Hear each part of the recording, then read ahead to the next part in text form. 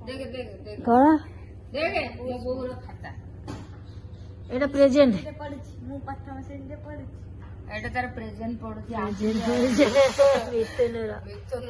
आ भूलभाल हम से मैंने काम कर छुट्टी तार गड़े पकेलु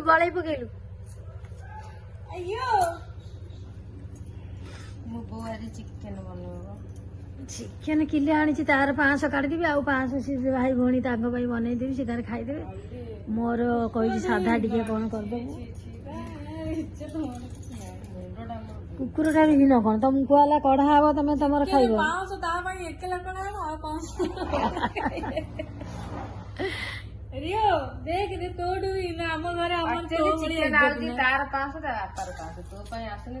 खाई दी खंड तार से खाई दिए 500 सेमती किसी ना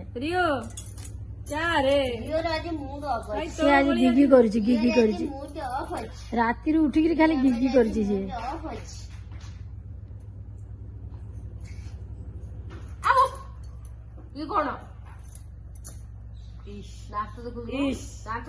धन कौन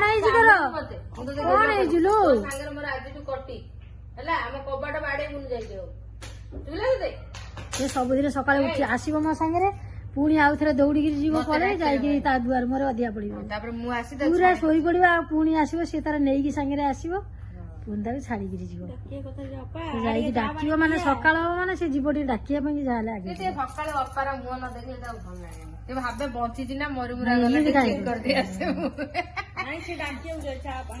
देखला चा फा किसी दौना पप्पी बना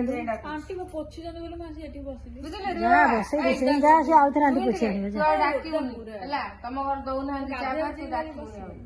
जय जगन्नाथ देखु पूरा टेंशन रे बईची टेंशन ता पुआटा मैट्रिक परीक्षा दब पाठ पढ़ुनी भल करी बोली खाली टेंशन रे बईची आज पूरा टेंशन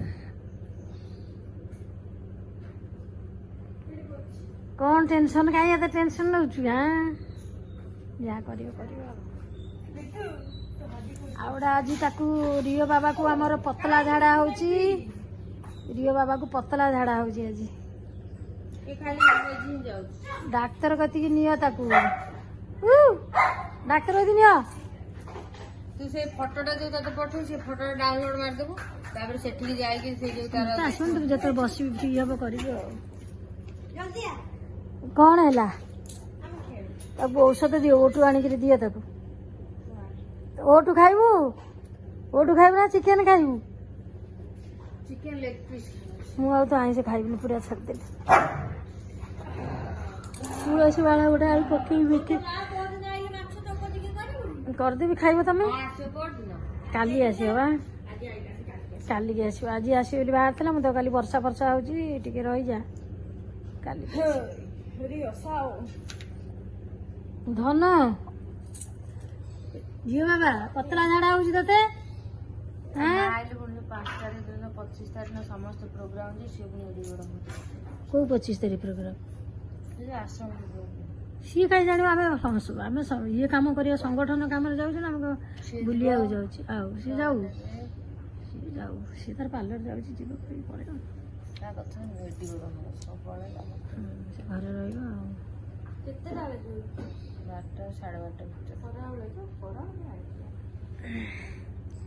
घर रही जानिले भी आम जाऊे संगठन कम जाऊे ना थोड़ी पिकनिक जाऊे से आम थोड़ी ना पिकनिक जाऊे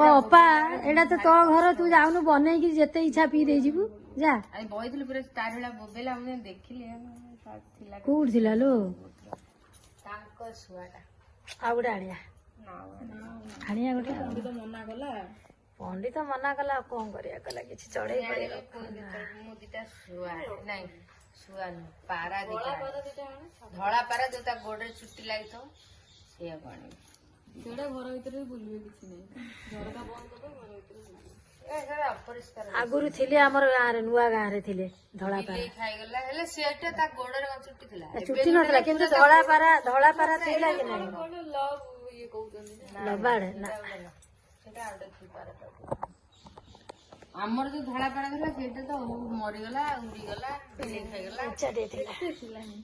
ସେ ଫଳ ପେଟି ସବୁ ଆଣିକି ଭାଇ ପୁରା ମାମୁଁ ଗୁଣକୁ ତା ଭଣଜା ଥିଲେ। ମାମୁଁ ଏବେ ଭଦ୍ର ଲୋକ ଦେଖଉଛି, ଆଗରୁ ସିଏ କେତେ ମାଛ ଧରୁଥିଲା, ମାଛ ଚାଷ ବାୟା ତୋ ବିରୁଦ୍ଧରେ ଗପ କରୁଛନ୍ତି ଶୁଣିବୁ ଆସେ। ସେମ୍ ଟୁ ସେମ୍ ଡେଲି 9ଟାରେ ଉଠିକି ବସିଯାଏ ଖାଇବାକୁ ଦିଅ ଏଠିକି ଯିବି ଆଜି ଟ୍ରେଡିଂ ଖାଏ। କଣ କଣ କଣ କହୁଛୁ ମୋ ଝିଅ ପୁଅ କଥା ଶୁଣିବୁ। ଆମେ କାହିଁ କହିବୁ ସେ କହିଲି 9ଟାରୁ ଡେଲି 8ଟାରେ ଉଠିଯିବ ଖାଇବାକୁ ଦିଅ ମୁଁ କ୍ଲାସ ଯିବି। ଆଜି ଦେଖିଲା 10ଟା ବାଜିଲା ଉଠିବ କହୁନି ଗଧ ଗୁଡିକା।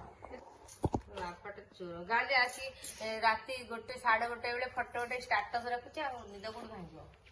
କୋଉଠି ଫଟୋ ଉଠିକି ରଖିଛି? ତାରି ରୁମରେ ତା ମିରର ଫଟୋ ଗୋଟେ ଷ୍ଟାଟସ। ଧନ ତୁ ଚାଲ ଡାକ୍ତର କତିକି ଯିବୁ, ଚାଲେ ତତେ ଗିଗି ହଉଛି, ଚାଲେ ଡାକ୍ତର କତିକି ଯିବୁ। ଓଟୁ ଆଣିଲେ ଓଟୁ ଖାଇବୁ, ଡାକ୍ତର କେତେ ଗୋଟେ ଇଞ୍ଜେକ୍ସନ ଦିଆହବ, ତାପରେ ଆସିବୁ। ଚାଲେ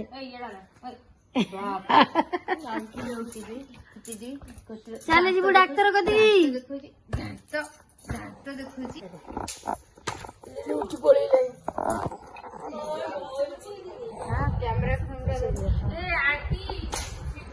ଚାଲ ଯିବା, ଚାଲ ଡାକ୍ତର କତିକି ଯିବା, ଚାଲେ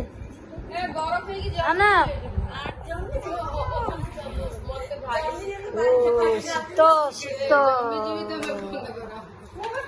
ବରଫ ହେଇଛି ପୁରା ସ୍ପିଡ। ଆଣ୍ଟିକି ଗୋଟେ ଲୋକ କହିଲା 5 ଲକ୍ଷ ଟଙ୍କା ଲୋନ ହେଇଛି, ଆଉ ତମର ଲୋନ କରିଦେବି 10,000 ଟଙ୍କା ଡିପୋଜିଟ କର। ସାଇବର ସବୁ ଠକ, ସବୁ ଠକ। ଦିଥର କଲ୍ ଆସିଲା ଏଇ ସପ୍ତାହରେ।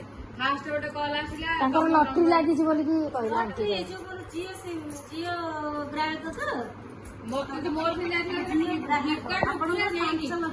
ସିଏ କେତେ ପ୍ରକାର କହିବେ ଫୋନ ପେ ରେ ଆଇଛି, ବସି ଦିଅ ଟିକେ।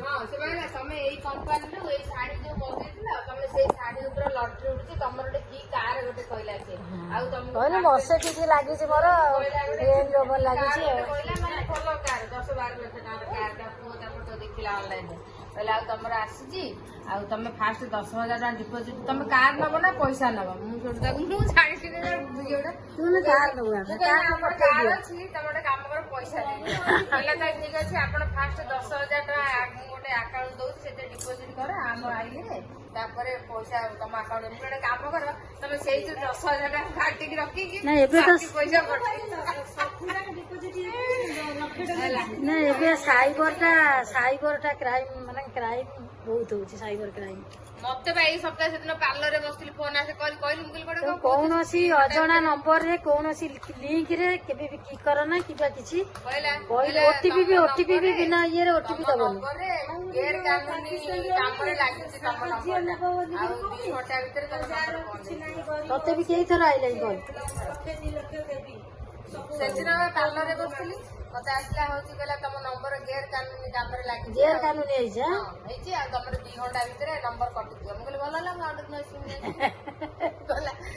ଆଉ ଯଦି ତମେ ନମ୍ବରକୁ ରଖିବା ପାଇଁ ଚାହୁଁଛ 1 ଦବା 2 ଦବା, ପୁରା ରେଡ୍ ବଟନ ପକେଇକି ସମନ ଆଇଛି, କଣ କହିଲା ହାଇକୋର୍ଟରେ ସମନ ଆଇଛି, ଆଉ ତମେ ଯଦି ରିସିଭ୍ କରିଛ 1 ଦବା, ରିସିଭ୍ କରିନ 2 ଦବା। ମୋର ହାଇକୋର୍ଟରେ ମୁଁ କଣ କ୍ରିମିନାଲ, ମୋର ସମନ ଅଛି ହାଇକୋର୍ଟରେ। ମୋର ତ କେତେ ଥର ଆଇଲାଣି, କହୁଛନ୍ତି ଲାଷ୍ଟ 1 ଦବା 2 ଦବା, ସେ 1 2 ଦବେଇ ଦେଲେ ସବୁ। ମୋର ବି ବହୁତ ଥର କଲ୍ ଆସୁଛି, ସେଥିରେ କହୁଛନ୍ତି ଆପଣଙ୍କର ଏତେ ଟଙ୍କା ଲାଗିଛି। ଆଉ ଥରେ କହିଲେ ଆପଣଙ୍କର ସୁନା ଆଉ କରେନ୍ସି, ମାନେ ଯୋଉ ବିଦେଶ ଯୋଉଟା ଆସୁଛି ସେଟା ରେଡ୍ ହେଇକି ଆସୁଛି, ଆଉ ଗୋଟେ ପୁରା ନମ୍ବର ଉପରେ କଲ୍ ଆସୁଛି। ମତେ କହିଲେ ବିଦେଶରୁ ମୁଦ୍ରା ଆଇଛି ଆପଣଙ୍କର ନାଁରେ, ଆଉ ମୁମ୍ବାଇ ଏକ୍ସଚେଞ୍ଜ ଆଉ ଆପଣ ଫାଷ୍ଟ କହିଲା 35,000 ଡିପୋଜିଟ କରନ୍ତୁ। ମୁଁ ଯାଇ ପୁଣି ସେ ବ୍ୟାଙ୍କରେ ପଚାରିଲି, ବ୍ୟାଙ୍କରେ ପଚାରିଲା ପରେ ବ୍ୟାଙ୍କ ବାଲା ମନା କଲା, କହିଲା ସେମିତି କିଛି ମ୍ୟାଡାମ ନାହାନ୍ତି, ସବୁ ଏଗୁଡା ସାଇବର ଠକ, ଆପଣ ବ୍ୟସ୍ତ ହୁଅନ୍ତୁ, ଆପଣ ଚୁପଚାପ ରୁହନ୍ତୁ, ଫୋନ କାଟି ଦିଅନ୍ତୁ, କିଛି ରିସିଭ୍ କରନ୍ତୁନି। ରିସିଭ୍ କରିବାକୁ ପଡୁଛି, ଯୋଉଟା ସ୍ପାମ କଲ୍ ଆସୁଛି ସେଟା ରେଡ୍ କଲର ହେଇକି ଆସୁଛି, ନାଇଁ ଗୋଟେ କଲ୍ ରେ ଜାଣି ହଉନାହିଁ, ସେ ଅଲଗା କଲର। ଗୋଟେ କଣ ଗୋଟେ ମୋର ଆସିଥିଲା, କଣ କି ମ୍ୟାନ ଗୋଟେ ଲେଖିକି ଆସିଥିଲା, ତ ସେଟା କେମିତି ଜାଣି, ସେଟା ନମ୍ବର ମୋର ପୁରା ଏମିତି ନମ୍ବର ଆସିଲା, ରିସିଭ୍ କଲି, ସିଏ ମତେ ଫାଷ୍ଟ କହିଲା କି ଆପଣଙ୍କର ଏମିତି ଲଟେରୀ ଲାଗିଛି, ଆପଣଙ୍କର ଗୋଟେ କହିଲା ଲଟେରୀ ଲାଗିଛି 25 ଲକ୍ଷ, ଆପଣ ଗାଡି ନେବେ ନା ଇଏ ନେବେ। ଆଉ ମୁଁ କହିଲି କଣ କରିବି ନା ରେଜିଷ୍ଟ୍ରେସନ କରିବାକୁ ପଡିବ। ମୁଁ କହିଲି କେତେ ଟଙ୍କା ନା 14,000।